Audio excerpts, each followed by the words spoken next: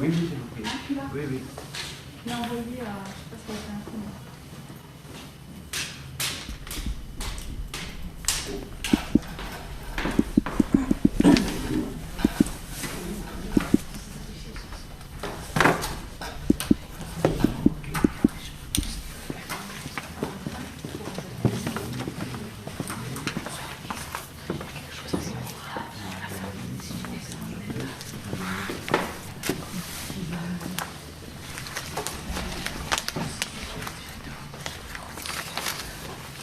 Vous souhaitez qu'on attende Madame Luc ou on peut commencer?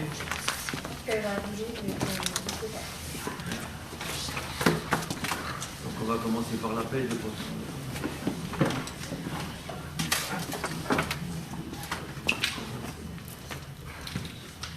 Loger Alain. Présent. Moineau Séverine. Présent. Riga Daniel. Présent. Maki Delphine. Présent. Lang Jean-Jacques. Présent. Olofsson Nina. Présent. Padonne Jean-Pierre. Procuration Monsieur Lang. Sor Corinne. Présent. Martin Daniel. Présent. Madonna Myriam. Procuration à Monsieur Coxu. Berega Dafida. Présent. Coxu et Thème. Présent. Nous Daniel. Procuration à Madame Olofsson. Nejli David. Présent. Marazzato Sophie. Procuration. Grisé Hélène. Présent. Morel Daniel. Procuration. Oui. Antoine. Loreto Mathieu. Procuration. Luc Caroline. On va attendre, on verra. Cherfaoui Sarah. Présent. Pelletier Jacques, procuration à Madame Martin. Et Madame Chitry-Claire, procuration à moi-même.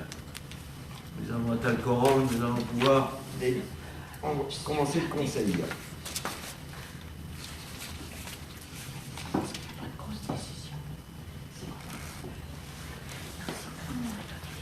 Nomination du secrétaire de séance. Nous avons, si vous êtes d'accord, nous nommons Madame Cherfaoui, secrétaire de séance. Parfait. L'approbation du compte-rendu du Conseil du 26 novembre. Est-ce que quelqu'un a des remarques à faire sur le compte-rendu du Conseil? Pas de remarques? Adopté. On aura une modification. On va retirer la délibération 21-091, le renouvellement du service civique. La convention est toujours en cours. Donc ce n'est pas la période pour la renouveler, elle a été remise par erreur. On aura une modification de la délibération 021-095 et une mise à jour du PLU, donc on les verra au fur et à mesure.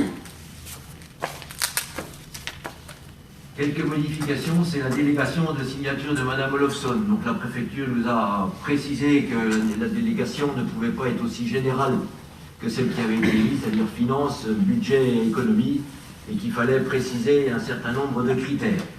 Donc le nouvel arrêté qui précisera les délégations de Madame Olofsson sont préparation, exécution et suivi du budget et des tableaux de bord, prospective financière et subventionnement, gestion de la dette et des régies comptables, suivi des impayés en lien avec le trésorier.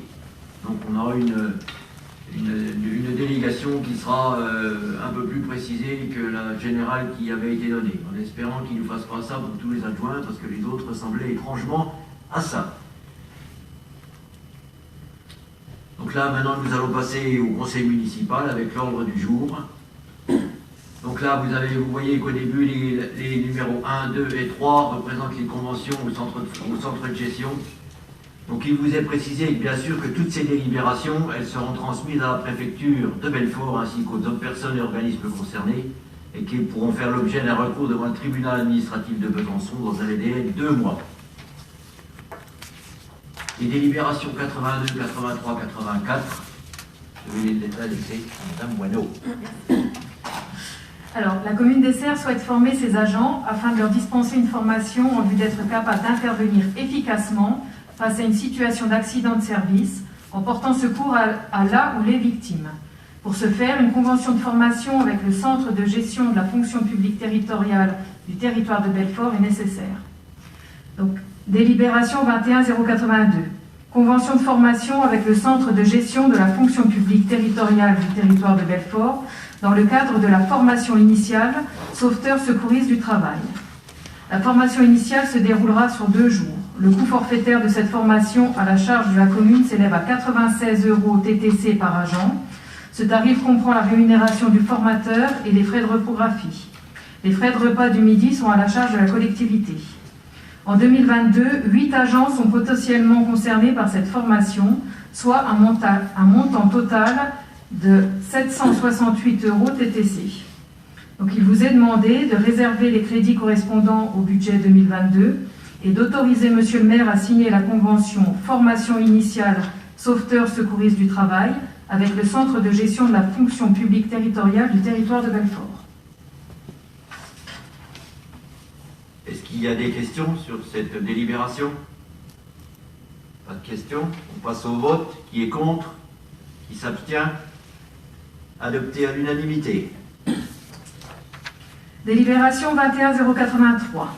Convention de formation avec le centre de gestion de la fonction publique territoriale du territoire de Belfort dans le cadre de la formation maintien et actualisation des compétences sauveteur secouriste du travail. Donc la formation dispensée se déroule sur une journée. Le coût forfaitaire de cette formation à la charge de la commune s'élève à 54 € TTC par jour et par agent. Ce tarif comprend la rémunération du formateur et les frais de reprographie. Les frais de repas du midi sont à la charge de la collectivité. En 2022, 6 agents sont potentiellement concernés par cette formation, soit un montant total de 324 € TTC. Donc il vous est demandé de réserver les crédits correspondant au budget 2022 et d'autoriser Monsieur le maire à signer la convention maintien et actualisation des compétences sauveteur secouriste du travail avec le centre de gestion de la fonction publique territoriale du territoire de Belfort. Donc, comme pour la première délibération, est-ce qu'il y a des questions? Non, pas de questions. Voilà, ça bouge pas. Autant pour moi. Voilà. Donc, on va passer au vote. Qui est contre? Qui s'abstient? Adopté à l'unanimité. Délibération 21084. Convention de formation avec le centre de gestion de la fonction publique territoriale du territoire de Belfort dans le cadre de la formation manipulation des extincteurs. Donc la formation dispensée se déroulera sur une demi-journée. Le coût forfaitaire de cette formation à la charge de la commune s'élève à 36 € TTC par agent. Ce tarif comprend la rémunération du formateur et les frais de reprographie. En 2022, 6 agents sont potentiellement concernés par cette formation, soit un montant total de 216 € TTC. Il vous est demandé de réserver les crédits correspondant au budget 2022, d'autoriser Monsieur le maire à signer la convention formation extincteur avec le centre de gestion de la fonction publique territoriale du territoire de Belfort. Donc, comme pour les 2 autres formations, là, est-ce qu'il y a des questions? On va passer au vote. Qui est contre? Qui s'abstient? Unanimité. Donc là, je souhaiterais juste poser une petite question. Vous avez vu qu'on a beaucoup de candidats qui potentiellement peuvent passer les concours. Est-ce que vous souhaitez, si ces formations ne sont pas prises par les agents, que le conseil les élus du conseil municipal puissent en profiter? Oui. On vous proposera ça, donc en fonction des agents qui seront effectivement intéressés, on proposera aux élus du conseil municipal éventuellement participer à une formation. Voilà. Donc ce sera parfait pour moi. Je vous remercie. 21085, avenant de la convention.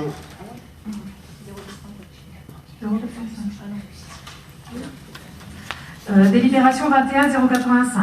Avenant de la convention d'adhésion au service de la médecine professionnelle proposée par le centre de gestion du territoire de Belfort. Suite à des discussions au sein du centre de gestion du territoire de Belfort et des communes adhérentes, il est apparu que l'article 8 de la convention n'était pas suffisamment précis quant aux modalités de paiement des activités de tiers-temps, c'est-à-dire toutes celles fournies par le médecin de prévention hors consultation.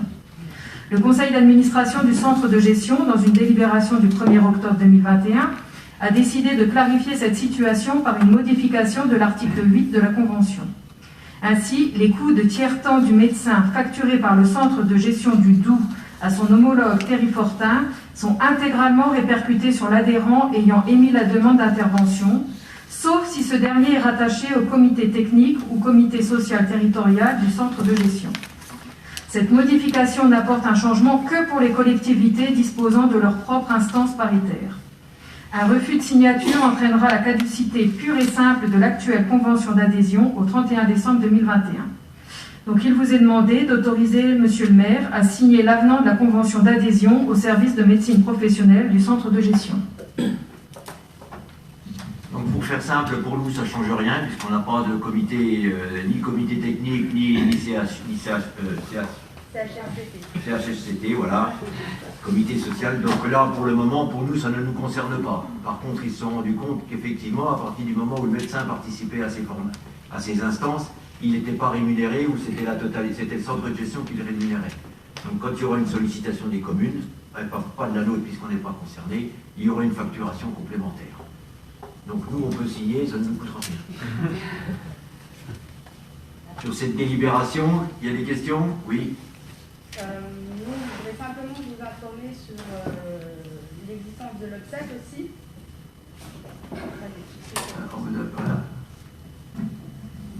Par rapport à cette convention, il faudrait aussi réfléchir à adhérer à l'obsèque et plus au CDG, parce que finalement, l'obsèque propose des... Je cherche mes mots, je suis désolée.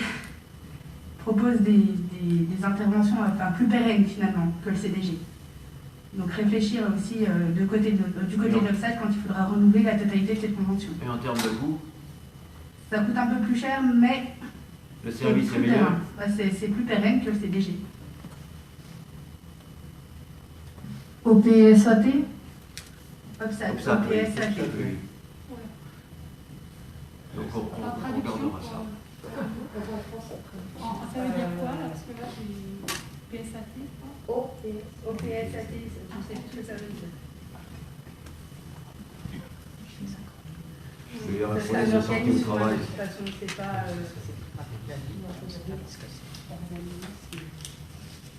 Donc là, on réfléchira à la prochaine convention, savoir si on a intérêt à passer à autre chose que... C'est l'organisme pour la prévention des risques professionnels et de la santé au travail.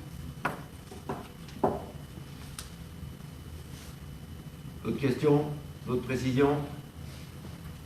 Sur cette délibération, qui est contre? Qui s'abstient? Adopté à l'unanimité.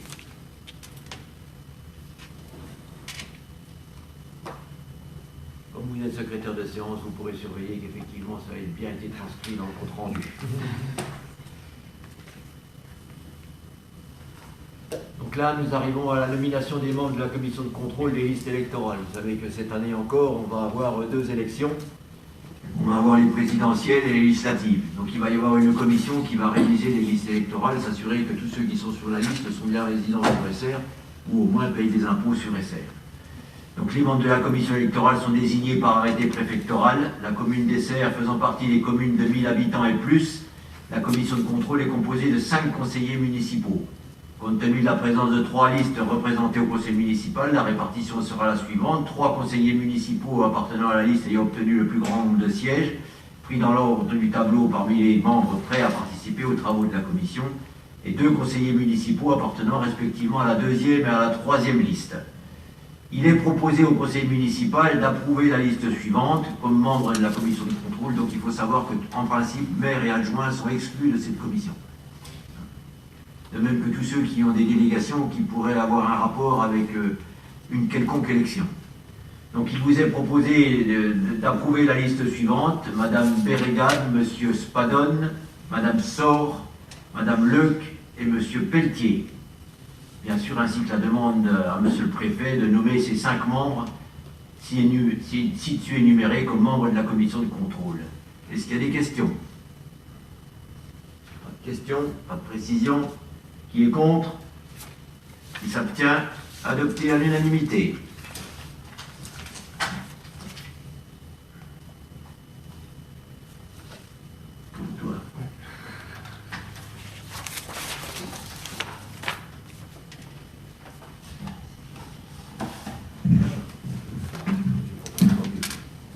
Donc là, il s'agit du renouvellement de la convention de déneigement de la date du port, rue du port et de la rue des Carrières, qui est prise en charge par le Grand Belfort. Donc la commune procède pour le compte du Grand Belfort au déneigement des voies déclarées d'intérêt communautaire, et notamment les voies de zone d'activité d'intérêt communautaire. Donc la commune d'Essert est concernée par les voies suivantes, la ZAC du Port, la rue du Port et la rue des Carrières. Le Grand Belfort propose de renouveler la convention de 2017 qui est arrivée à terme.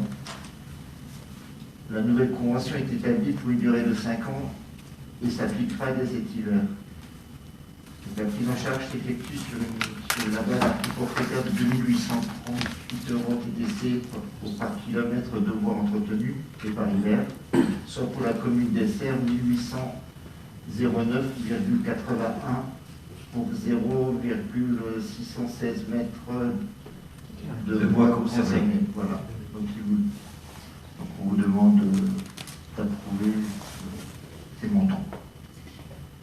Donc là, de toutes les façons, c'est un forfait. Hein. Il faut préciser que tout ce, tout ce qui était zone industrielle, ils déblayent la zone industrielle. Quand c'est grand, c'est eux qui le font. Là, il se trouve que là, compte tenu de notre zone industrielle, on passe ça dans le déneigement communal et c'est le Grand Belfort qui nous rémunère sur cette partie-là. Il y a des questions? Donc il vous est demandé de répondre favorablement à la proposition du Grand Belfort Communauté d'agglomération et de m'autoriser à signer la dite convention. Qui est contre? Qui s'abstient? À l'unanimité.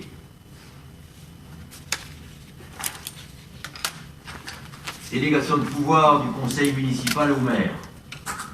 Donc là, on va vous demander une petite rectification dans la délégation numéro 9. Il se trouve que tout ce qui concerne les procédures qui sont en cours, et notamment les procédures de PLU, l'avocate nous a conseillé de modifier légèrement la délibération numéro 9 dans ce qu'elle précise dans les cas définis par le conseil municipal et qui lui apparaissaient trop restrictives. C'est-à-dire que le tribunal aurait pu considérer que ce cas-là n'était pas compris à l'intérieur des délégations qui m'avaient été accordées puisque ça n'était pas précisé. Donc vous êtes sollicité aujourd'hui pour supprimer juste cette phrase dans le cas défini par le conseil municipal.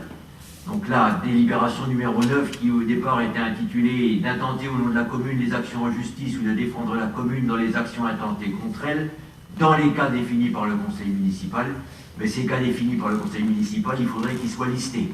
Or, pour ne pas avoir de soucis avec le tribunal, et notamment dans cette procédure de recours au PLU, l'avocate nous a sollicité le conseil municipal pour retirer cette petite phrase de la délibération. Donc il vous est demandé de donner votre accord pour rectifier ce point 9 de la délibération 21-52, comme précisé ci-dessus, et de reconduire la totalité des autres points précédemment votés. Des questions? On a bien compris. Qui est contre? Qui s'abstient? Unanimité.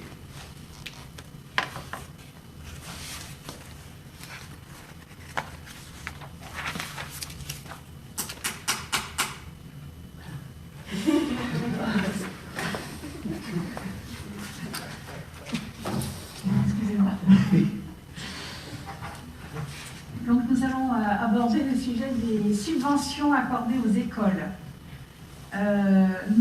La municipalité, la mairie octroie une subvention de 10 € par enfant sur la base élève, d'après la base élève pour chaque école. Cette subvention donc, va directement aux coopératives scolaires. Ce qui fait pour l'école Tazieff, par rapport au nombre d'enfants qui ont été inscrits sur la base élève au 1er janvier donc 2021, ça fait une subvention de 1 500 €, pour l'élémentaire Cousteau 1 270 €, pour la maternelle Cousteau 830 €. À cela s'ajoute exceptionnellement cette année une subvention supplémentaire pour l'achat d'ordinateurs portables pour les postes de direction. Avec la crise sanitaire, on s'est rendu compte que les directrices d'école ont besoin de travailler, d'envoyer des mails, voilà, que ce soit au travail, mais que ce soit aussi de chez elles, lorsqu'il y a confinement, lorsqu'il y a fermeture de classe, disons que le travail administratif s'est amplifié avec la crise sanitaire. la compétence informatique pour tout ce qui est école n'appartient plus à la mairie, mais c'est une compétence maintenant du Grand Belfort. Et le Grand Belfort a fait le choix de doter les postes de direction de postes fixes. Or, les directeurs et les directrices ont besoin donc de mobilité et de pouvoir emmener leur poste de travail chez elles. Donc, nous avons décidé d'octroyer une subvention supplémentaire cette année de 650 € pour que chaque directrice puisse acheter un ordinateur portable. Cet ordinateur portable appartenant à la coopérative scolaire et donc à l'école. Ce qui fait pour l'école Tasief, donc une subvention de 2150 €, pour l'élémentaire Cousteau 1920 € et pour la maternelle Cousteau 1480 €. Avez-vous des questions? J'ai été claire. Donc là, vous avez bien compris sur ce dossier qu'en réalité, on est en train de contourner la compétence qui a été accordée, la compétence informatique qui a été accordée par la commune au Grand Belfort. Le Grand Belfort a fait des choix. Il se trouve que la compétence informatique, le Grand Belfort a fait le choix de mettre systématiquement des postes fixes. Et c'est vrai qu'en termes d'usage au niveau de la classe même, ça ne pose pas de problème particulier. Parce que visiblement, les rétroprojecteurs, tout marche parfaitement bien. Si ce n'est qu'au niveau des postes de direction, ils ont souhaité avoir beaucoup plus de mobilité. Donc la commune a contourné la compétence du Grand Belfort pour acheter des ordinateurs par l'intermédiaire de la coopérative de l'école. En lien avec le correspondant, enfin celui qui s'occupe de l'informatique dans les écoles. Donc celui qui donne notre intervenant informatique dans les écoles, qui lui va se charger du choix du matériel, de façon à ce que ce soit le choix le plus adapté à la situation. Donc il vous est demandé d'accorder les subventions aux coopératives. Il vous est demandé donc d'accorder les subventions aux coopératives scolaires, tel indiqué ci-dessous, dont je vous ai parlé là. Donc là, je pense que Daniel souhaite intervenir parce qu'il ne souhaitait pas. C'est pas tant le montant de la subvention qu'on a. Oui, on a bien compris que l'esprit dérange, mais c'est surtout que le choix du Grand Belfort que ce soit le Grand Belfort ou l'Éducation nationale qui ne donnent pas les moyens à leur personnel finalement de travailler correctement. Donc je trouve ça vraiment quelque chose qui est ubuesque, enfin, on marche sur la tête. Parce que... Alors peut-être que la prochaine délégation de compétences au niveau du Grand Belfort, ça peut venir en discussion. Pour le moment, on marche tous de la même façon. Et le bénéfice qu'on en a tiré pour le moment, notamment au niveau de l'informatique et au niveau des vidéoprojecteurs, il est bien supérieur au problème que ça peut représenter pour une commune d'avoir trois postes d'ordinateur portable. Voilà. Bien entendu. Mais je dirais que Hoffmont a eu le même problème, ils ont fait la même requête à Grand Belfort, ça n'a pas abouti, nous on a le même problème, parce que je veux dire, Grand Belfort, je ne sais pas, enfin, peut-être que c'est un sujet qu'il faudrait quand même faire remonter pour que ça bouge et que ça change. Voilà. Alors, à ce sujet-là, on peut également donc associer le souci des téléphones portables. C'est vrai qu'on a reçu une demande des directrices d'école pour avoir des téléphones portables. Parce que c'est vrai que lorsqu'il y a crise Covid, qu'il y a l'ARS appelle en plein milieu d'après-midi ou le soir à 20h, il y a un enfant qui a le Covid, il faut appeler tous les parents de l'école. C'est vrai qu'aujourd'hui, les enseignantes, les directrices d'école utilisent leur téléphone portable pour appeler l'ensemble des parents. Alors, ici, ça ne pose pas de problème. C'est vrai que les enseignants, les directrices n'ont pas forcément envie de donner leur téléphone personnel à l'ensemble des parents. Et c'est vrai que ça pose également un problème. Et c'est une interrogation qu'il faudra effectivement, nous, peut-être faire remonter à l'inspection académique et également au Grand Belfort. D'autres interventions? Oui. Je crois savoir qu'il y a 11 téléphones portables dans la commune, pour le coup, et qui pourraient peut-être être mis à disposition des enseignantes. Oui. Je suis pas sûre qu'ils soient tous utilisés Ils par ne les élus. sont pas tous utilisés. Le problème là-dedans, c'est que pour le moment, on est en train d'essayer de tout remettre à jour. Parce qu'il y a des doubles lignes, il y a des lignes qui sont mises, qui sont dispatchées partout. Donc ça viendra. Je pense que la discussion avec les téléphones portables, ça viendra au conseil municipal quand on aura résolu tous ces problèmes. Parce que pour le moment, on a des factures qui arrivent de partout entre les dossiers qui ont été pris, mais je pense que vous le savez déjà. D'autres questions, d'autres interventions? Donc il faut voter. Voilà. Merci Delphine. Je suis. Qui est contre? Qui s'abstient? Une abstention.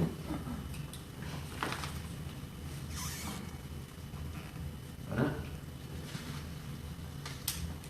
Donc la délibération 25090, c'est une demande de subvention. La 21090, c'est une demande de subvention pour l'achat de capteurs CO2 dans les écoles, pour installer dans les écoles. Donc c'est...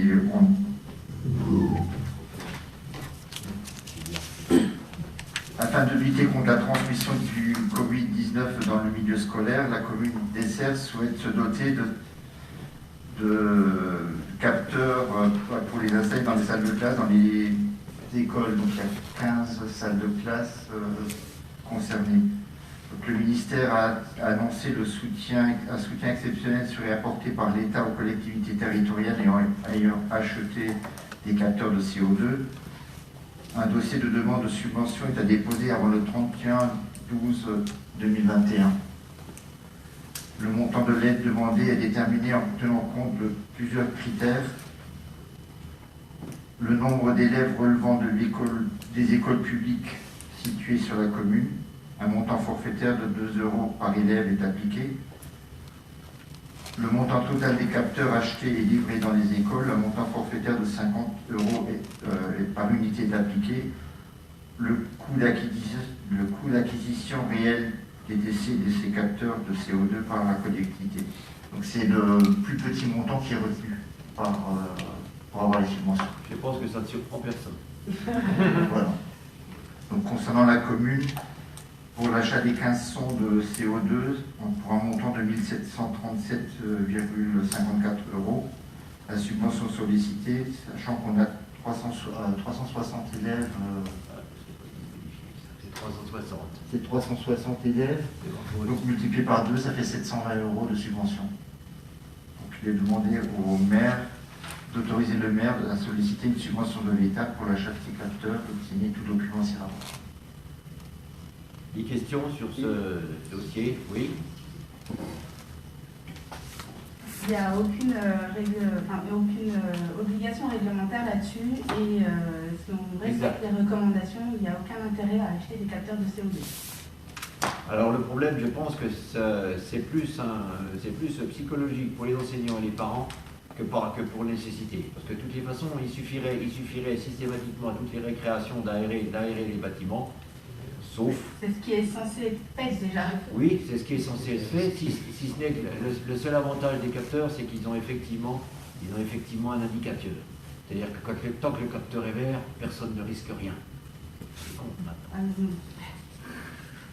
Pas sûr, si pour que personne ne risque rien, la commune met 1000 €. Investir là-dedans, quoi. Rassurez-moi, les investissements sont quand même limités. On a choisi effectivement le meilleur prix, c'est un appareil qui est discret, qui se fixe au mur, et si c'est pour rassurer, puisque ça fait partie d'une demande du corps enseignant, que ce soit sur les écoles de Cousteau ou de Tazieff, il nous a paru, presque légitime que s'en occupe au même titre que les ordinateurs.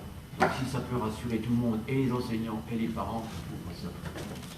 Mais je ne vois aucun inconvénient à ce qu'il y ait une divergence dans l'approbation ou dans le choix. Si vous avez, d'autres questions? Qu'est-ce qui sera mis en place derrière si les capteurs ne sont pas toujours verts? La classe est fermée, il se passe quoi? Non, si les capteurs ne sont pas toujours verts, ils devraient être toujours verts. Et s'ils commencent à jaunir, ben, ça veut dire que tout le monde sort et on ouvre les portes, les fenêtres. On peut rester dans la salle de classe, il suffit d'aérer. Jusqu'à ce que ça redevienne vert. Ça redevient vert. Ok. D'autres questions? On va passer au vote. Qui est contre? Un ou vous avez deux? Abstention? Une. Adopté. Donc le 21-091, c'est ce que je vous ai annoncé en début de séance, cette délibération est supprimée puisque l'agrément service civique est toujours d'actualité. Voilà. Autorisation de recrutement d'agents contractuels le 21-092. Pour des raisons pratiques, il est nécessaire de permettre le recrutement d'agents contractuels pour faire face à un besoin lié à un accroissement temporaire, d'agents contractuels pour faire face à un besoin lié à un accroissement saisonnier d'activité et d'agents contractuels pour faire face temporairement à un recrutement d'emploi dans l'attente d'un recrutement d'un fonctionnaire. Les besoins du service peuvent justifier le remplacement rapide de fonctionnaires territoriaux ou d'agents contractuels de droit public indisponibles dans les hypothèses exhaustives énumérées par l'article 3-1 de la loi du 26 janvier 1984.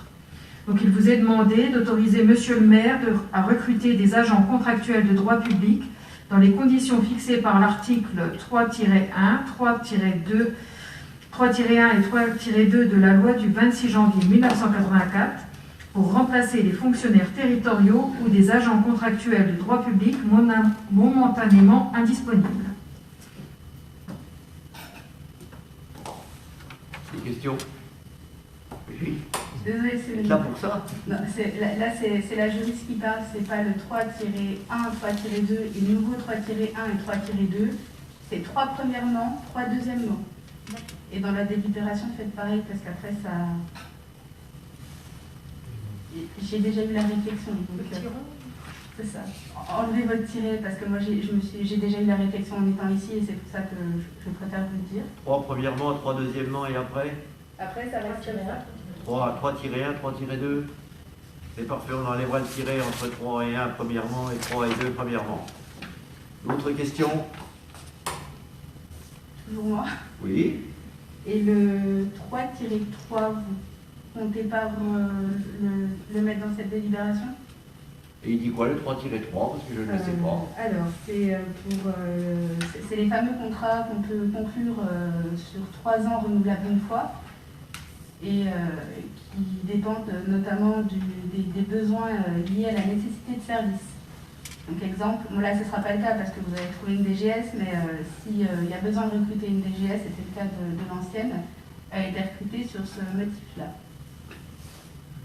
Ça fera plus de démarches si vous ne notez pas. Bon, allez. Tout le monde est d'accord pour rajouter le 3-3? Parfait. Vous avez noté, Madame Guénaud? C'est parfait. D'autres interventions? Non, pas là-dessus. De toutes les façons, si on arrivait à conclure un contrat de 3 ans par nécessité de service, je pense que le conseil municipal, ce serait bien qu'il en soit avisé. Oui, certes. Mais enfin, c'est vrai que ça permet de répondre dans l'urgence. Ça permet, voilà. Vous n'allez plus rien voir passer. Pas le but. D'autres questions? Qui est contre? Qui s'abstient?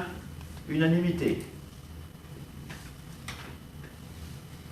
Alors, délibération 21-093, achat et distribution de bons cadeaux au profit des enfants du personnel communal. La commune d'Essert souhaite attribuer des chèques cadeaux aux enfants des agents suivants.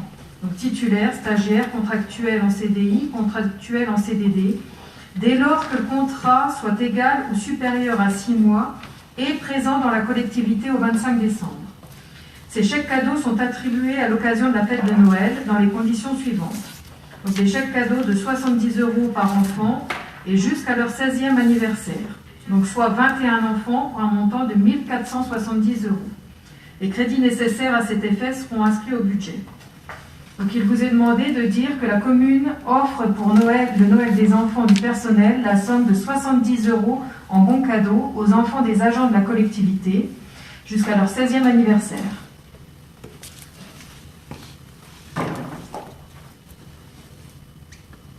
Des questions sur cette délibération? Qui est contre? Qui s'abstient? Unanimité.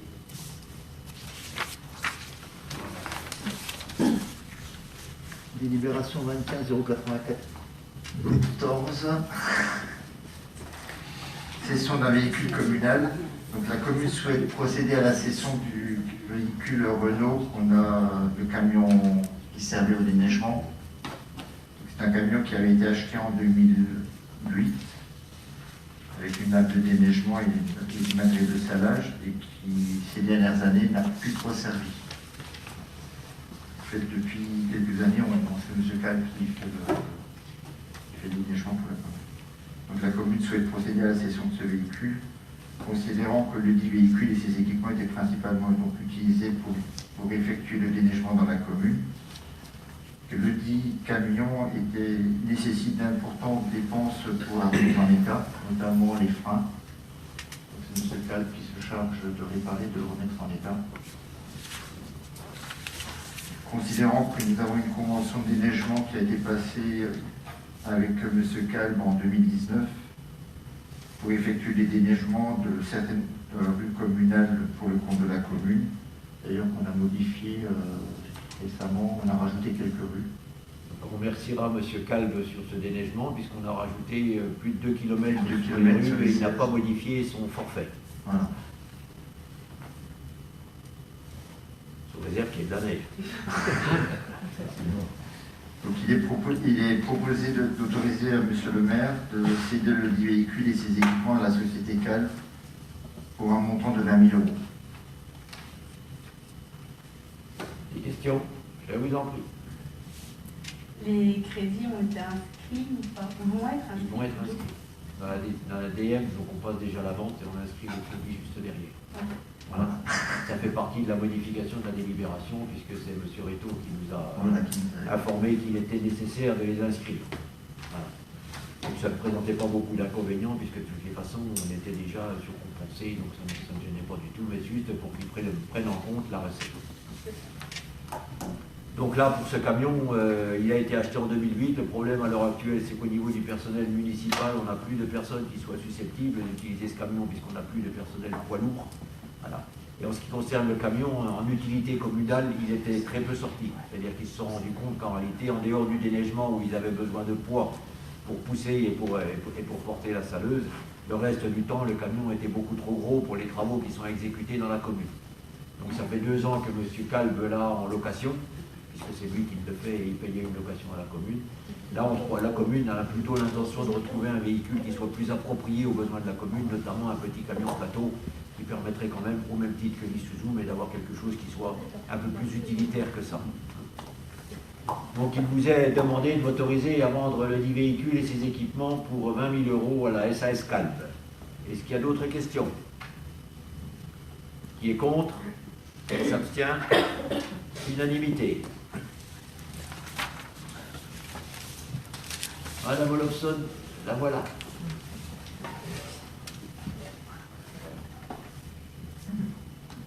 Alors, délibération numéro 21-095, donc décision modificative. Alors en 2020, pour les travaux du local ALSH, du local Pomme d'Api, donc la CAF a versé la somme de 30 458,96 €, qui était divisée en 2 parties, donc une subvention de 13 958,96 €, donc qui concernait, donc c'était pour la rénovation, aménagement et mise aux normes du local, et d'un prêt de 16 500 €, somme à laquelle s'ajoute une subvention de 2 300 € pour l'achat du mobilier. Suite à des erreurs d'imputation au compte administratif 2020, donc la totalité du versement de la CAF, soit 30 458,96 €, donc a été inscrit en subvention, et les 2 300 € comme subvention DETR. Donc à ce jour, le service de gestion comptable de Belfort nous demande de régulariser ces écritures à l'aide d'une décision modificative. Donc concernant le titre, donc là je rentre dans les détails, le titre 108 de l'année 2020 de 30 458,96 € devait être imputé comme suit. Donc à l'article 1328 en subvention autre, pour le montant de la subvention de 13 958,96 €.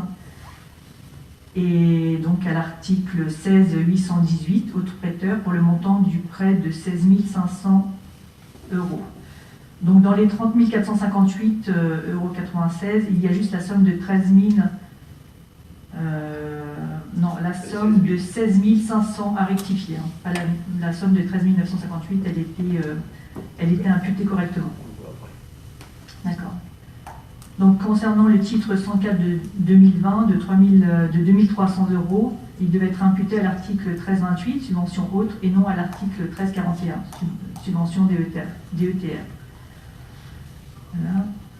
Donc la subvention CAST de 13 958,96 était imputée au bon article. La modification ne concerne donc que l'imputation de 16 500 de prêt et des 2300 euros de subvention avec donc un jeu d'écriture qui ne modifie pas l'équilibre du budget, sauf bien sûr que la commune devra commencer à rembourser le prêt, ce qui ne pouvait pas se faire suite à l'erreur d'imputation. Donc, donc ça va être modifié, donc il n'y a aucun changement au niveau budgétaire. Donc ça ne modifie pas l'équilibre budgétaire. Donc on devra modifier comme suit. Donc rectifier en dépenses donc les 16 500 au chapitre 13, article 1328. Et en recettes, donc 16 500 au chapitre 16, article 16, 818.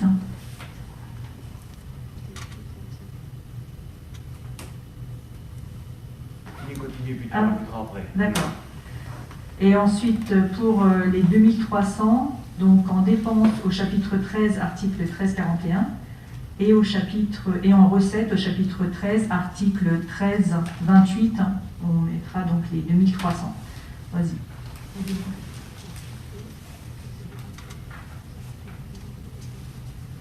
Ah oui. Et donc l'article. Et donc on l'a pas au chapitre 24, en effet, pour la vente, la cession du véhicule. Donc on rajoutera les 20 000 euros. Voilà. De toute façon, ce qui rentre dans le compte administratif, puisqu'on a une cession immobilière, une cession de matériel. Donc là, pour faire simple, c'est de toutes les façons, on s'est rendu compte, c'est au moment de la réclamation par la CAF du premier remboursement du prêt qu'on s'est rendu compte que l'affectation n'était pas bonne. À partir du moment où ça avait été affecté en subvention, le trésorier payeur ne pouvait pas rembourser le prêt puisque ça n'était pas marqué en prêt. Donc il a fallu retirer la somme, la réaffecter différemment pour que le remboursement puisse avoir lieu. Et la subvention DETR est une subvention d'État par la préfecture, donc elle a été inscrite au mauvais article. C'est pour ça qu'on rectifie l'article de telle façon à ce que ce soit bien vite au niveau de la CAF. Donc ça ne change rien dans les équilibres, c'est un jeu d'écriture. Le seul changement qu'on a au niveau budgétaire sur cette DM, c'est l'inscription au chapitre 024 des 20 000 euros qu'on reçoit, parce que là, dans le budget primitif de la commune, il n'y avait rien qui était inscrit au 024, j'ai vérifié. Donc ça nous permettra de le prendre en compte au moment du compte administratif. Et ça permettra surtout à la trésorerie de l'affecter. D'autres questions ? Qui s'abstient? Qui est contre? Adopté à l'unanimité. Ça ne change rien au budget. Alors, délibération 21 096, contrat surcroît d'activité, c'est une régularisation. La délibération numéro 1928 en date du 24 juin 2019 portant création d'un emploi non permanent pour faire face à un besoin lié à un accroissement temporaire d'activité et fixant le niveau de recrutement et la rémunération. La candidature de Madame Allaire Jessica et le certificat médical attestant de son aptitude à l'exercice des fonctions postulées et la nécessité de recruter un agent contractuel pour faire face à un besoin lié à un accroissement temporaire d'activité, à savoir renfort d'équipe. Donc il vous est demandé de valider la création à compter du 12 octobre 2021 d'un emploi non permanent pour faire face à un besoin lié à un accroissement temporaire d'activité dans le grade d'adjoint d'animation territoriale à temps non complet pour une durée hebdomadaire de service de 8 heures hebdomadaires. Cet emploi non permanent sera occupé par un agent contractuel recruté par voie de contrat à durée déterminée pour une durée de 66 jours allant du 12 octobre 2021 au 17 décembre 2021 inclus. La rémunération de l'agent sera calculée par référence à l'indice brut 367 du grade de recrutement. Donc il est utile de préciser que les contrats pour surcroît d'activité sont prolongés jusqu'aux vacances scolaires de juillet. Là, vous constaterez qu'il était quand même temps de la passer parce qu'il s'arrête demain.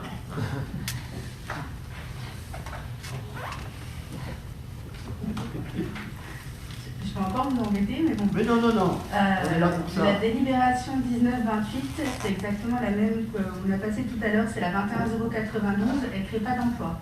C'est une délibération de principe. Sur celle-là? Laquelle?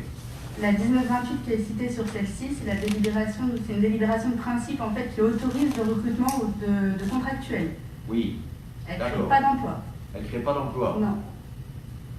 Donc on modifiera Dans une la délibération. Il est interdit de nommer des agents.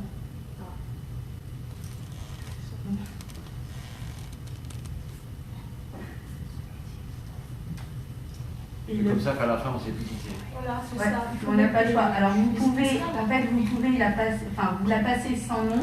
Et on peut le C'est mettre ce dans la que j'ai fait. délibération. Et ensuite, quand vous l'imprimez avec le retour de prêt, vous notez le nom dessus de l'agent. Mais elle ne peut pas passer avec le nom en préfecture. Et les initiales non plus? Non plus. On n'est pas censé nommer le nom des agents en conseil ou dans une délibération. Donc on le fera en retour de préfecture. C'est ça. Ça nous simplifiera le problème.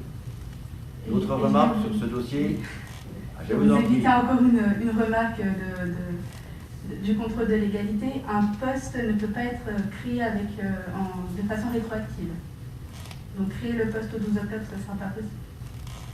Alors on fait quoi? On l'enlève? Il faut le créer à partir d'aujourd'hui. Donc on fait comme s'il n'avait pas existé avant. C'est ça. Mais on paye quand même. Oui. Maintenant qu'il est payé, on y a demandé. Non, mais quand vous ouvrez un poste non permanent, ouvrez pour 5-6 mois, vous ne savez pas si. Enfin, ouvrez-le pour un an, vous ne savez pas si vous n'allez pas recruter encore un poste, un agent sur un poste d'adjoint d'animation, par exemple. C'est le cas. Là, c'est la cantine, ça. Oui, mais il sera quand même agent Oui, d'animation. oui. Voilà, donc vous l'ouvrez sur l'agent d'animation et puis pour un an, au moins, le poste est ouvert. Donc là, je pense qu'on va finir par couper la vidéo, parce qu'autrement, ça va commencer à nous poser des soucis, là. Hein. Si la préfecture tombe là-dessus sur le Facebook de la commune, on s'arrange largement. Il n'y a pas de but pour le moment. Et j'ai une dernière demande. Est-ce Voilà. que ce serait possible d'avoir le tableau des effectifs qui existe? Ah si? Oui. Oui, si. Je n'en doute pas. J'y ai passé du temps. Donc, il Je existe. sais. Donc on essaiera de préparer tout ça. D'autres demandes? Donc pour cette création d'emploi à partir du 18 décembre. C'est le 16 décembre. Qui est contre? Qui s'abstient? Adopté. Du 16 pour une durée d'un an? Non. Non? Ben, ça va au moins jusqu'aux vacances scolaires. Donc on pourrait mettre un an, ça veut dire que de toutes les façons, Jusqu'à la fin de on Jusqu'au peut 16 avoir. juillet. Non mais on peut avoir. Ça n'empêche pas de faire un contrat de 6 mois. Ça vous empêche en rien, en fait. Le De poste est donner une créé. durée minimum, mais ça permet d'avoir quelqu'un qu'on peut recruter sans repasser un contrat en début d'année éventuellement. Parce En que début d'année scolaire. là, concrètement, Delphine, si vous l'ouvrez jusqu'au 16 juillet, que vous recrutez quelqu'un en septembre parce que vous avez besoin de quelqu'un de nouveau à la restore, vous êtes obligé de repasser un conseil pour recréer un poste. J'ai cru comprendre, et je n'ai tout compris finalement, qu'on autorisait le maire à recruter sans passer des délibérations. À recruter, mais il faut qu'il y ait le poste ouvert. Si le poste n'est pas ouvert, vous ne pouvez pas recruter d'agents. Ah, d'accord. Voilà. Bah alors on ouvre On ouvre un an. Voilà. pour un an. Après, si vous voulez leur passer au mois de septembre, il n'y a pas de problème. Hein, mais... Non, ça nous évitera. Ça n'empêche pas de signer un contrat de 6 mois. Le poste est ouvert pour un an. D'accord. D'autres questions? Je vous remercie. Donc là, le conseil municipal, on va passer quelques informations. Donc on a 3 informations à donner. Daniel, le CCAS. On va le manger. Oui, donc concernant le CCAS, quelques activités sur ce mois de décembre. On a remis, ou presque, parce qu'il nous en reste quelques-uns à remettre, 176 colis. Donc on doit encore aller porter à domicile à peu près une trentaine de colis pour les personnes qui ne peuvent pas se déplacer. Nous avions prévu le repas des aînés le 5 décembre. Nous y avons cru jusqu'au 3. Et malheureusement, le 3, conseil de la préfecture, qui nous a rien interdit, mais qui nous a malgré tout imposé des règles très difficiles à mettre en œuvre, comme avoir 1 mètre entre les convives à table, garder le masque en permanence, le retirer pour manger, le remettre même en étant à table, ne pas pouvoir laisser les bouteilles parce qu'il ne fallait pas que les personnes les touchent, etc. Bon, on avait déjà pris des mesures concernant la partie dansante qu'on avait fait évoluer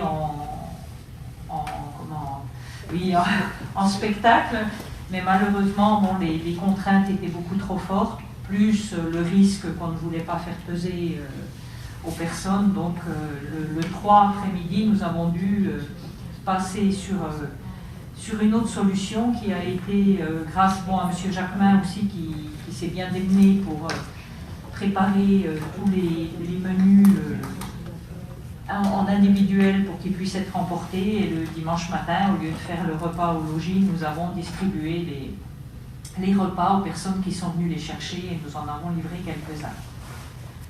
Donc là, on avait 65 inscrits. Voilà. Donc quelques déçus de ne pas avoir pu danser, mais bon, globalement, les personnes étaient plutôt satisfaites d'avoir pu profiter malgré tout du repas. Et puis le 7 décembre, nous avions souhaité offrir aussi un repas aux maisons AGV. Donc ça a pu se faire puisque les personnes de toute façon déjeunent ensemble habituellement. Donc pareil, on a fait livrer le même menu que ce qu'on avait prévu pour le 5 là, aux maisons AGV, ce qui a fait un petit moment convivial, sympathique. Qui a été apprécié. Très apprécié, voilà. Voilà, c'est tout pour le CCAS. Donc là, on peut quand même souligner la réactivité de M. Jacquemin qui, en 48 heures, a modifié complètement son service puisqu'il a tout mis sous barquette et il nous a tout livré le dimanche matin. Et j'ai eu quelques réflexions des Essertois qui ont trouvé quand même que la décision de la municipalité n'était pas si mauvaise que ça compte tenu du contexte et des personnes qui étaient censées être présentes. Donc c'est quand même, en principe, au-dessus des 70 ans, c'est les personnes à risque. Voilà. Donc je pense que les Essertois nous en ont pas trop voulu d'avoir annulé ce mouvement de convivialité. Donc ils ont mangé les barquettes, mais c'est vrai qu'ils étaient chez eux.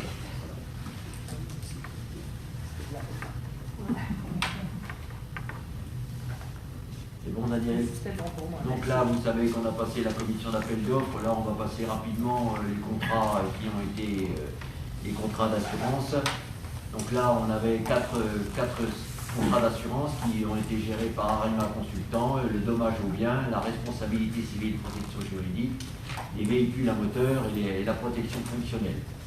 On n'a pas eu beaucoup de compagnies qui ont soumissionné. Vous voyez qu'on n'en a que 2 qui se sont intéressés à nos contrats, Groupama Grand Est et la Je te laisse.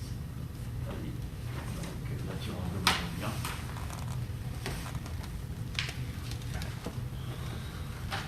Regardez l'écran. Donc le lot numéro 1 concerne le dommage aux biens et au risque annexe. Jusqu'à maintenant, c'est Brittail Assurance qui nous assurait pour 5 886 € TTC par an, avec une franchise de 1 000 €. Donc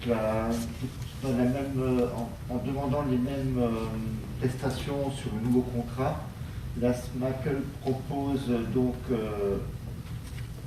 est à 4 609,34 € et Groupama propose donc ce lot à 2686,51 €. Donc la valeur technique au niveau des glace-mat, il y a 23 points. Donc c'est glace-mat, c'est l'assurance qui était le plus proche du cahier de charge. En contrepartie des 2 000 € supplémentaires.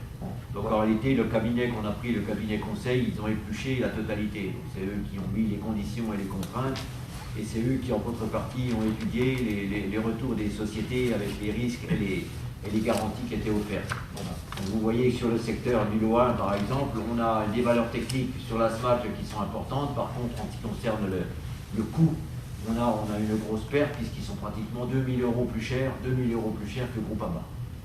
On a quand même au niveau de la commune, vous voyez que l'assiette de surface, on a plus de 7 000 m² de bâtiments communaux. Donc on a quand même un volume relativement important. Et donc là, le choix qui a été fait par la commission d'appel d'offres, c'est de rester sur il y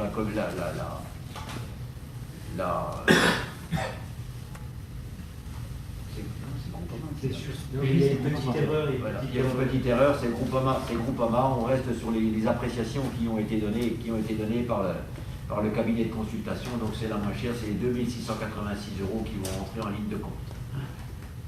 Donc là, vous avez, dans votre dossier, vous avez tous les critères de présentation qui ont été donnés par la Arima Consultant.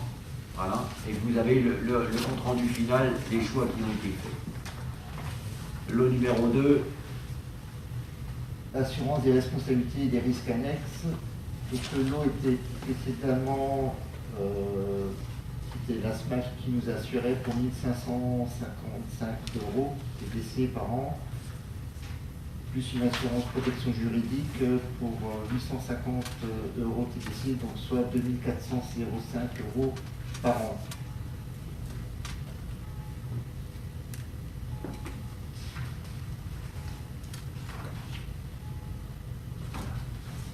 Voilà. Donc là, il nous est proposé, donc la SMAC, elle a fait une proposition à 2001,37 € pour la solution de base et Groupama pour 3 505,02,40. Une très forte augmentation par rapport à ce qu'on a jusqu'à présent.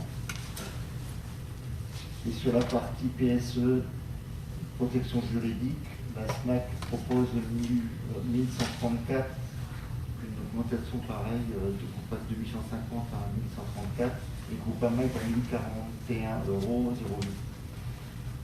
Donc la solution proposée par Arima, c'est de retenir le lot de la SMAC pour 3 135,37 €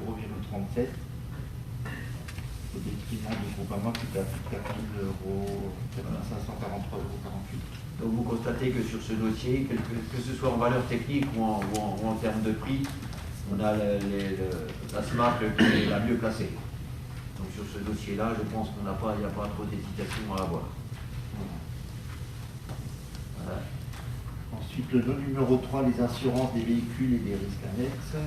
Jusqu'à ce jour, c'est le Groupama qui nous assure nos véhicules pour 2 092 € TTC par an. Il y a 6 ou 7 véhicules. 5 véhicules assurés. Parce que le camion, on l'a pas donné. Donc le Groupama propose son offre à 2 292,67 € et la SMAC le propose est à 2 662,81 € avec une valeur technique donc à 25 contre une valeur technique du Groupama à 21 avec un prix pour Groupama plus avantageux par rapport à la SMAC. Simplement, donc, par contre, nous on propose de retenir le lot de la SMAC qui est quand même qui est plus cher de toute façon. Par contre, on est mieux assuré. Ils ont vraiment rempli l'ensemble des demandes. totalité. Alors que le Groupama reste le contrat beaucoup plus restrictif. La valeur technique de Groupama est bien moins bonne que celle de En fait, on est moins bien assuré au niveau de certains, comme par exemple quand on se fait rouler. Si le véhicule si les portes, enfin si les fenêtres sont un peu ouvertes, on peut assurer. Ou si le véhicule n'est pas fermé à clé, on ne Si sait le pas véhicule n'est assuré. pas fermé à clé, s'il stationne plus d'une heure au même endroit, que ce soit Tu vas stationner dans les espaces clos, enfin il y en a un certain nombre de contraintes, Et vu la différence de notes, on n'a pas souhaité transiger avec le cabinet de consultants. Ils étaient prêts à modifier légèrement la note, mais ça nous aurait obligé à tricher un peu sur la consultation. Donc on est resté sur les offres qui nous sont proposées. Donc l'offre la plus avantageuse au total des notes techniques obtenues. c'est la SMAC. Voilà. Et la dernière. La dernière, c'est la protection fonctionnelle des agents et des élus. Aujourd'hui, on était assuré par le Groupama pour 202 € TTC. Le Groupama a fait une proposition à 246,76 € et la SMAC l'a proposé pour 205,32 € avec une valeur technique dans les deux cas de 23, donc de la même valeur technique. C'est des contrats de base, il n'y a pas grand-chose. Simplement là, la différence, c'est le prix. Donc là, le dernier tableau, vous l'avez dans votre feuillet, Le dernier c'est le tableau. récapitulatif. C'est le récapitulatif. Aujourd'hui, on paye 890,60 €. Non. Le nouveau marché. Le nouveau marché, c'est 8690,01. L'ancien marché était à 9988 €. Donc on a une baisse de 1298 €. Donc ça nous coûtera un petit peu moins cher. Donc c'est la première assurance sur les bâtiments qui a considérablement évolué, puisqu'on était à 5000, on descend à 2600. Donc là, la consultation, la commission d'appel d'offres, même si la délégation au maire était de 15 000 € pour les contrats, donc on était dans le schéma de la consultation, si ce n'est qu'on avait dit que ce serait présenté à la fois à la commission d'appel d'offres et au conseil municipal. Dans le contrat numéro 1, par contre, on a inclus dans la protection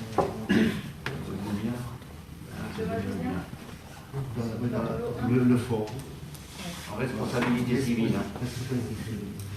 Qui n'était pas le cas. Donc c'est juste, il n'y a aucun dégât matériel qui sera pris en compte, simplement la responsabilité en cas d'intrusion, s'il y a quelqu'un qui se blesse, qui prend une pierre sur la tête, parce qu'on ne peut pas dire qu'il soit en excellent état. Et dernière information, alors j'ai été à une réunion avec le préfet, nous allons avoir sur le territoire de Belfort les deux dispositifs que vous avez vus dernièrement dans le journal. Donc vous allez avoir deux types de contrôles, les fixes ETU et équipement terrain urbain. Donc SR avait postulé déjà sur le précédent mandat pour en avoir un qui sera fixé à l'entrée des serres. Donc en réalité vous avez toutes les conditions. C'est une phase d'expérimentation de 6 mois. Donc pendant ces 6 mois-là, ils vont les faire marcher, mais il n'y aura pas de contraventions qui seront dressées. C'est des radars qui sont infrarouges, donc vous ne verrez pas les flashs. À terme, c'est des radars au terme de l'expérimentation qui devraient pouvoir vous prendre les vitesses, les feux rouges, les ceintures et le téléphone. Et l'assurance. Voilà. Donc les cabines, elles sont fixées à demeure. Par contre, elles ne sont pas toujours actives. Il y en a une sur 5 qui est active. Et à l'heure actuelle, on aura une vingtaine de cabines qui sont prévues sur 8 communes. Donc en réalité, le radar à l'intérieur va tourner dans les communes. Personne ne saura qu'est-ce qui sera en place. Et le deuxième, alors là, il faudra faire attention, mais c'est en zone hors urbaine. C'est le dispositif externalisation de la conduite des radars, des voitures radars. Donc là, la préfecture va déléguer à des sociétés privées, à des chauffeurs. Circule déjà la voiture depuis le 22 novembre. Qui vont tourner. Donc il y a 2 voitures banalisées avec des radars infrarouges qui contrôlent la vitesse plus 10%. Donc si vous êtes à 55, il n'y aura pas de pénalité. Au-dessus des 10%, vous serez pris. Il y aura 5 circuits. Donc les voitures vont tourner toute la journée sur indépendamment les 5 circuits sans que personne ne soit prévenu. Hors zone urbaine. Voilà, hors zone urbaine. C'est un prestataire agréé par l'État et qui ne sont pas rémunérés au flash, mais ils sont payés pour rouler. Donc ils ne savent pas quand marche le radar. Donc le radar, il prend, eux, ils roulent à la vitesse, ils sont contrôlés par GPS pour les voitures, de telle façon à s'assurer qu'effectivement ils soient à la bonne vitesse aussi. Voilà. Et ils ne sont pas payés au flash. Des questions? Donc pour le moment, ça va bientôt être installé, puisque là, on va faire partie des premières communes. Il y a 8 communes qui sont intéressées. Les premiers, ça va être Meuron-Mauval, Denay, Essert et Val-d'Oie. Donc nous, on n'en aura qu'un à l'entrée de la ville, parce qu'il fallait répondre à un certain nombre de normes, notamment entre l'entrée du village, les dispositifs qui étaient à prendre. Donc là, je pense que Sarah doit le savoir, puisqu'elle était là au moment où ça s'est décidé. Quand de l'œuvre est commandé, voilà. Il va être installé semaine 7. Il sera installé semaine 7 et dans la foulée, ils installent le radar. Voilà. Donc vous ferez attention, la boîte quand vous la voyez, faites quand même attention à l'entrée du village. Et ça flash dans les deux sens. Entrée-sortie. Je précise. N'accélérez pas trop vite en partant. Et Jean-Jacques? Donc, la dernière information concerne une mise à jour du PLU. En fait, c'est une annexe du PLU. On a découvert, on a été rappelé plutôt à l'ordre par la préfecture, comme quoi il y avait un arrêté ministériel en date du 1er mars 2021 qui abrogeait les servitudes radioélectriques. En fait, le plan local d'urbanisme comporte en annexe un plan de servitude d'utilité publique et le tableau afférent à ces servitudes. Et dans cette annexe, il existe des servitudes radioélectriques de protection contre les perturbations électromagnétiques au profit de France Télécom devenue Orange. En fait, il était dit que dans la zone de protection radioélectrique délimitée par un cercle de 3 km de rayon, il était interdit aux propriétaires et usagers d'installations électriques de produire ou de propager des perturbations se plaçant dans les gammes d'ondes et radioélectriques reçues par le centre et présentant pour les appareils du centre un degré de gravité supérieur à la valeur compatible avec l'exploitation du centre. Voilà, c'est très technique. Et ce qui veut dire, c'est qu'aujourd'hui, cet arrêté ministériel du 1er mars abroge ces servitudes. Donc, en fait, libre à Orange de se protéger simplement. Donc, le plan de servitude a été mis à jour par la préfecture elle-même, puisqu'on a reçu un nouveau plan. On a reçu également un nouveau tableau afférent qui a supprimé les servitudes PT1 et PT2. Donc pour les non-initiés, donc voilà, les documents sont à disposition du public, à la mairie, à la direction départementale des territoires et sur le géoportail de l'urbanisme. Et donc tous ces documents seront mis à jour sur également sur le site internet de la mairie avec les documents d'urbanisme, le PLU mis à jour également. Voilà, donc ça n'a pas besoin d'une délibération, un arrêté suffit. Donc l'arrêté a été signé par M. le maire et il sera affiché en mairie durant un mois. Et donc voilà, c'est tout ce qu'il y a à dire sur. C'est une annexe qui apporte peu, qui donne plus de liberté aux particuliers, donc ça va dans le bon sens. Une question? Pour ceux qui n'ont pas tout compris. Se demander où ça allait être affiché. Chercher la place. Là Ah, de Chercher la place de l'affichage de l'arrêté. Il y a un petit trou. Voilà, donc c'est peut-être une information. Oui, vas-y, quelque chose. Je rajoutais également quelque chose.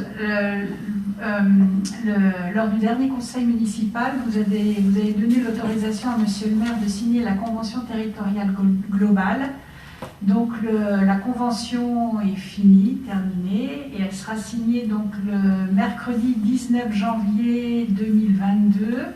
Et vous recevrez chacun un mail demain, je pense, avec la convention et une invitation à venir participer à cette signature. Voilà. Donc le mercredi 19 janvier à 9h. Voilà. Donc là, il avait été dit au moment de la délibération, qu'à partir du moment où vous me donniez l'autorisation de signer, les documents à signer vous serez communiqués. Donc si, quand vous avez reçu le document, si vous avez des remarques à faire, voilà, vous les envoyez, si on a des rectifications à faire, ce sera le plus tôt possible. D'autres questions, d'autres précisions? Je vous remercie, le conseil municipal est terminé, on peut lever la séance. Le public, ah ben le public, voilà, ben, je lève la séance, c'est le public, si vous avez des interventions. Non? Voilà. Je vous remercie.